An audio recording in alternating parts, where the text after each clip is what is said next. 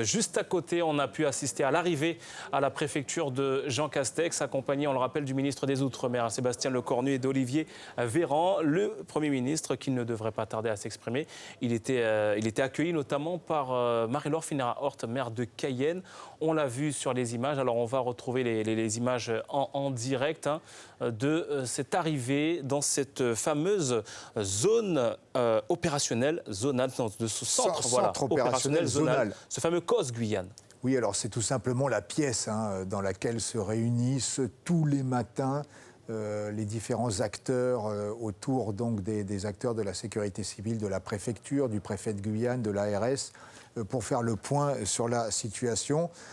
Centre opérationnel zonal qui a été complété par un centre interministériel de gestion de crise de Guyane, donc piloté par le préfet Latron, on l'a dit. Alors voilà, c'est tout simplement une salle dans laquelle on fait le point sur l'ensemble des cas, l'évolution évidemment de l'épidémie, les mesures à prendre, voilà.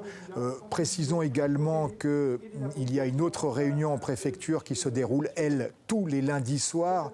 C'est la rencontre entre le préfet, la directrice générale de l'ARS, le recteur de la Guyane et les grands élus de notre territoire, c'est-à-dire les parlementaires, le président de la CTG, le président de l'association des maires. Et on vous laisse donc découvrir cette présentation de ce centre opérationnel zonal. On vous laisse vivre ce direct. Le reste est positionné sur les différents dispensaires de la Guyane. Nous devrions avoir un infirmier qui devra arriver sur Kourou, sur la maison familiale. En complément, nous avons 52 personnels de la sécurité civile répartis en deux équipes.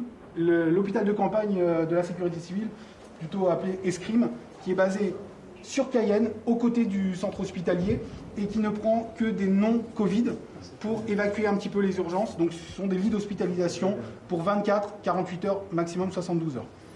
Avec, nous avons la mission d'appui sécurité civile, donc 14 personnels, qui sont disposés sur l'ensemble du territoire de la Guyane. Ils ont fait un mouvement, eux aussi, de translation de l'Est, où ils étaient positionnés au départ de la mission. Et ils sont en train de se déplacer doucement également vers l'Ouest. Ils font du contrôle sanitaire sur les points de contrôle routier de Regina et d'Irakubo, donc du contrôle sanitaire pour les personnes et les véhicules. Ils font également du contrôle sanitaire sur l'aéroport, renforcé avec les infirmières de la santé. Ils tiennent le lieu de confinement qui avait été dédié dès le début de la crise, donc l'hôtel du Fleuve à Sinnamary, qui a accueilli depuis le début de la crise plus de 200 personnes.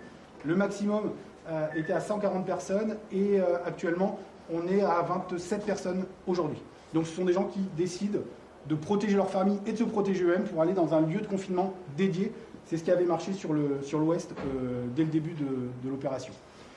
Actuellement, ils sont en train de se déplacer pour créer un centre d'hébergement également à Grand-Santi, qui est opérationnel depuis hier midi et qui est en mesure d'accueillir entre 10 et 25 personnes.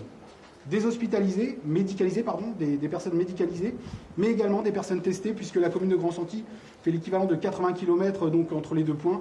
Donc les gens viennent se faire tester en attente de résultats de leur test. Ils peuvent loger dans ce centre avant de repartir à leur domicile, en fonction des résultats bien sûr.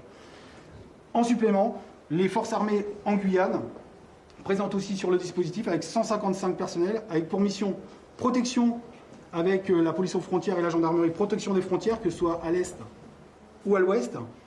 Le fameux avion que vous avez vu sur le terrain, la Mérop, avec plus de 30 personnes donc, qui s'occupent de cet avion pour réaliser les évacuations sanitaires vers les Antilles. Actuellement, on est à 12 évacuations Covid et 19 évacuations non Covid vers les Antilles pour soulager notre dispositif hospitalier.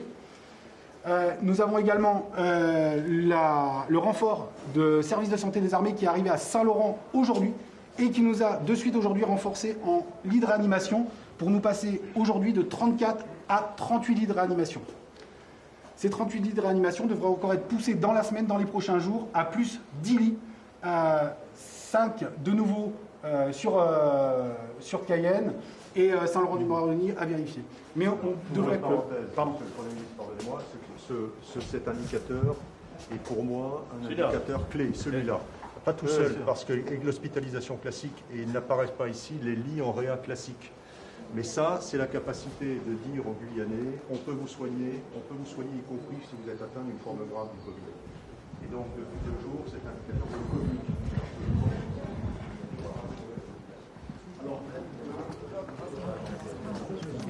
Cette ambiance en direct. Suivez l'info sur Guyana Première, télé, radio et Internet.